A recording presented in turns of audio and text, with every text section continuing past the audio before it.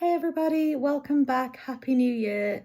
I just want to give a shout out to those who have started to subscribe to my channel. Thank you so much. So anyway, what's happening next in the story? So we've covered when I moved in, which was 1995. So I'll just recap. We moved in 1995. The haunting started in 1996. They started to spiral out of control in 1997 and 1998.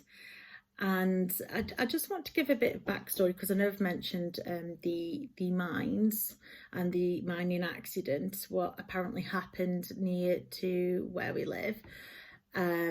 So I've covered all of that. What I haven't covered is the previous occupants of the house. And so we are the third family to live here, and the house was built around about 1950. There's only been two other families that we know of who have lived here. One lived here from 1950 up until the early 90s, and then there was another family for a short while in the early 90s to 1995 when we moved in. And so we believe there's only been two other families in the house. And we've managed to speak to friends and relatives of these families, and they are pretty certain that no hauntings had taken place when they lived here. In fact, one relative, I think she was related to the first family who was here. She absolutely loved this house, and she said she'd do anything to move back into this house. And the room where we see the apparitions, that is actually, I think that was her room. May have been because she lived with but she stayed with the grandparents who lived in this house, and that was her room, and she said she loved it. And there's another girl who said she played with a girl who lived here, who stayed here a lot, and she said she's got so many happy memories of being in this house. So it looks like it's just us. Now, they said they're going to give us feedback as to whether there were any sightings, but they're pretty sure that there wasn't. No one's got back to us yet, but as far as we're aware, it is only us who've experienced this, and none of the previous occupants have. So another thing to go on that, what I must add is we are pretty certain, because with speaking to friends and relatives of the previous occupants, they've stated that they're not aware that anyone's ever died in this house. And so since 1950, it's looking pretty likely that nobody's actually died on the property. Whether someone died before the house was built, we don't know, but we're pretty certain that nobody who ever lived here died here. They just moved out. And I think the first occupants were getting pretty old, so they just moved on, probably to somewhere small. I mean, this house isn't a great size, but maybe they just felt that it wasn't practical for them anymore. Maybe they needed like a bungalow, like a single story. So getting back to the hauntings now, the next sighting actually happened at my sister's house, and that was a little girl. And as I mentioned, both me and my sister at the time, we were single parents. We had very small children. We supported each other as much as we could. And so sometimes she'd stay up here, sometimes we stay down there, mainly at weekends. And during I think this was during the summer of 1997, we stayed down my sister's for the night, and all the kids were being a little bit rowdy, running up and down the stairs. So we decided, right, you're all going to sit in the living room now before you go to bed. No more running about, no more being boisterous. And so we switched the lights off in the hall, stairs and landing, and we thought that they'd be a little bit more apprehensive to go running about if all the lights are off. And so I sat on a chair by my sister's living room door, and so somebody would really have to walk close by to me to get to the door. And I'm sitting there talking to my mum and sister, and next minute because the living room door's open, I see a little girl sitting at the bottom of the stairs. Now I automatically think it's one of mine or my sister's children. So I'm like looking out at it, and I can see, and it's well, because like there's no lights on, I can't clearly see it, but I can't see whose face it is. But I'm aware that this girl is sitting there on the second to bottom step, and with her knees up and her arms on her knees, and I think she's kind of doing that. But I can see that she's got blonde hair, not like really blonde, but it's like a darker blonde, and I can see that she's got like very soft curls, not tight ringlets, but soft curls resting to about there. So her hair's like pretty straight into there, and kind of just soft curls round and ends there, and it's resting on the back and her shoulders. So I'm thinking it's either one of my girls or my sister. So I'm like, oh, I don't believe that. One of them's like snuck past me now, and they're sitting there. So I look to where all the children are in the living room, and again, I count 5 heads. There's none of them are missing. So it takes me a moment to register, like, am I really counting 5? I'm looking back to the stairs, and it's gone. Whatever was there, whoever was there has gone, and all the children are still in the living room. Now, there has been one other sighting in my sister's house. Now, she's been there since 1993, so a little bit longer than what I've been in this property. She's only ever had one incident, but she couldn't quite explain, and that was very early on when she more or less first moved in. But I've seen the little girl in her house, and my mum's also seen the little girl in her house, and I do believe that's probably the only sightings. I'd have to speak to my sister to see if she's ever had any other odd goings on in a house. So I'm pretty sure that she hasn't. So that's just another sighting. But at this point I'm getting like really annoyed, because not only is it in my house, it's followed us down to my sister's house. I don't like this now. Yeah, I'm a little bit scared, maybe a lot scared. But I'm also very annoyed. I don't want this. I can't do anything about it. I can't move anywhere else. I can't just, at this point, the house was still owned by the council. I can't phone them up saying, hey, my house is haunted, can you move me to somewhere else? The houses here anyway are like gold dust. Everybody wants this area, so to get a house here, it's very rare. I mean, the houses in the street, if they're put up for sale, they're just gone straight away, and it's quite a sought after area for some reason. So it's a nice area. We've got a nice set of neighbours. Everyone gets on with each other. It is a nice area, and there's a lot of views as well. So this is like, but it's I don't see why I shouldn't be here. Apart from that, I like being here, and I was really, really pleased when I was offered this house. So I don't want to move. I don't want the stress of moving anyway.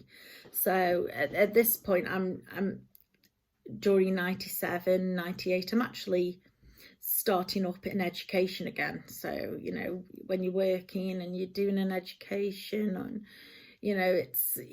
and you've got small children, you're trying to run a house, why would you want to move? I want to make the best of what I've got. So I'm not really liking what's going on now. I'm getting very uncomfortable, because I don't know if I walk in the kitchen, will I see it? If I walk upstairs, will I see it? If I walk downstairs, will I see it? You just don't know. You start being more aware, because obviously now you've got the little girl, and you've got an older male, and so, but then a lot of people then start saying that they're seeing a ghost dog. You think it can't get any worse, but then there's a third ghost what's in the house, and that's a ghost dog. Now, many people, that seems to be quite a popular ghost. Many people have seen that ghost dog. And people who don't even know each other have seen the ghost dog. They've commented when they've been here, when they visited, oh, there's a dog. No, at that point we didn't have a dog. And so, but I have to stress, I am the only person who's never seen it. I've been here over 25 years. I've never ever seen the dog.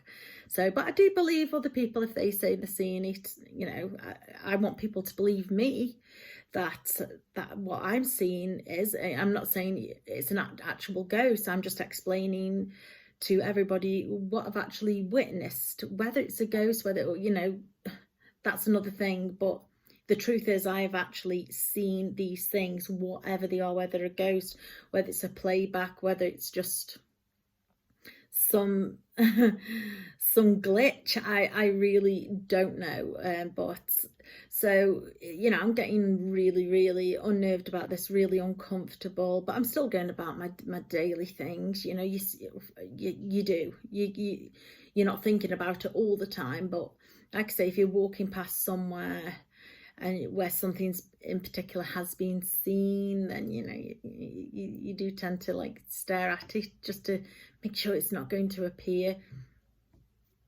So at this point I'm getting really annoyed, and my eldest daughter's saying more and more that she's seen the little girl, and this is more or less happening upstairs, like in the bedroom. So I'm thinking, I don't want this. This is happening a little bit too often now. 97 and 98 were quite, active years in the house for apparitions. So at one point I'm like going upstairs and I've got some holy water and I'm like just flicking it in the room. I'm like, will you leave my kids alone? Don't you dare appear to my children. There's one thing appearing to me, but I'm not having my children being frightened. And if you don't leave us alone, then I'm going to have to get some higher power involved. And, I'm like saying, I'm a Christian and I know that God's watching all of this. And, I want you to leave us alone. Stop scaring my kids. Don't appear to any of us. Don't appear. And for a while it worked. But then after that, everything calmed down. Like I say, it's not a regular haunting. It's not got any particular dates or anything. Although I must admit, I think the bulk of the sightings or anything just happens probably more late afternoon than anything. If you had to say there was a pattern at an actual time, I'd say more things happen during the day than they do at night. It just makes it more creepy when it does happen at night or when it is dark. So it does kind of settle down. There's not as many apparitions as there was. No one's really seen anything. And until we have gone shopping one evening, and so me and my mum and my daughters, we go shopping, we come back and we're unloading the shopping. Everyone's kind of getting on each other's nerves, even like, we're getting even on the children's nerves, they're getting on our nerves to try and put the shopping away. The kids are hungry, just stop mothering, just, what I mean, try and put the shopping away. Everyone can wait. No one's like gonna starve to death in the next 10 minutes. And and we start getting like a little bit aggravated. Families do, they rub each other up the wrong way, and it's just family life, isn't it? Sometimes you only have to like look at one another and it's an argument. So we're all like kind of getting on each other's nerves. Now we had a microwave that was a dial microwave, not one of those that you press the buttons. It was a dial microwave, so if you wanted to switch on, you'd have to physically turn the dial to power it up. So as we're all getting like really annoyed with each other and telling each other off, and all of a sudden the microwave switches on. The dial has turned. No one's near the microwave. It's at the far end of the kitchen. And so we all just stop bickering and we all just stare at the microwave, and we're thinking, how has that turned on its own? It has to be physically turned. If it was like a push button one, like a touch one, you'd think it was some kind of electric malfunction, but what the heck had turned this dial? It actually turned. It's not the first thing that has, electric wise, that has being kind of unexplained. There's lots more, because now, even though the apparitions are, you know, less and less and less, in fact there's quite a huge gap between nobody actually ever seen any apparitions for quite a long time. And like I say, you know, it can be days, it could be weeks, it could be months, it could be years before anything. There's I mean, we've been here 25 years and there's been huge gaps where nothing has happened. And so but now it's things that start to move, things that are being misplaced, and it's more to do with physical objects now. It's like the ghosts are concentrating on that, because I've literally told the ghost, don't you dare appear to us. I'm not saying they never have done, they have on very rare occasions, they have actually appeared, and not just to family but to guests as well. And there's one story that I will tell in the later videos, probably not the next video but in later videos, where there is one really major sighting of the ghost girl by somebody who doesn't live with us, and it was actually seen by a guest's child. That's a really weird story. So, you know, these are things, it's actually like sightings though at round about this time, since we told the ghost, like, you know, lay off, stop bugging us. It's started to replace, you know, being replaced by things moving, objects moving, a lot of weird stuff without the actual now apparitions. So it's nothing horrible, nothing like nasty. It's not being like, you know, like I say, it's not throwing objects and pots and pans at his heads or anything like that. It's nothing like that. But there are some very weird incidents what are happening in the house. So I'm going to leave this video for everybody to watch for now. I may make another one later, I don't know. I've got a lot of university work to be getting on with. So I just want to say thank you, a big thumbs up to those who have started to subscribe to my channel. Thank you so much, I really do appreciate that. And you know, hit the like button. Those who haven't yet subscribed, please subscribe. There's a lot more to come, and so I just want to say Happy New Year and thank you so much for watching. See you guys later.